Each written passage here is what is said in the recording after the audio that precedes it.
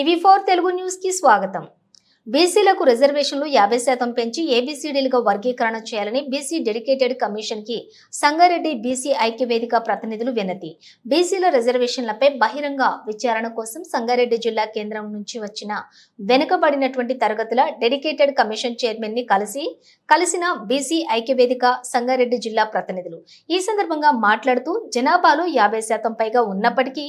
రాజకీయ రిజర్వేషన్లలో వెనుకబడి ఉన్నామని, త్వరలోనే జరగబోయే స్థానిక ప్రభుత్వాల ఎన్నికలైన పంచాయతీలు, మున్సిపాలిటీలు, ఇతర చట్ట సభలలో బీసీలకు జనాభా దామాషా ప్రకారం రిజర్వేషన్లు కల్పించి బీసీ రిజర్వేషన్లను ఏబీసీడీలుగా వర్గీకరణ చేసి రాజకీయ ప్రాతినిధ్యం లేని బీసీ కులాలకు రిజర్వేషన్లు కల్పించి న్యాయం చేయాలని రాష్ట్ర ప్రభుత్వానికి సమగ్ర నివేదిక ఇవ్వాలని వినతి పత్రంలో కోరిన బీసీ ఐక్యవేదిక ప్రతినిధులు వెంకట హారికహర కిషన్, మేదరి మహేంద్ర, సంఘం జిల్లా అధ్యక్షులు అంబాదాస్, కుమ్మరి సంఘం ప్రధాన కార్యదర్శి కుమ్మరి సాయిలు, మేదరి మహేంద్ర సంఘం ప్రధాన కార్యదర్శి శ్రీధర్ మహేంద్ర,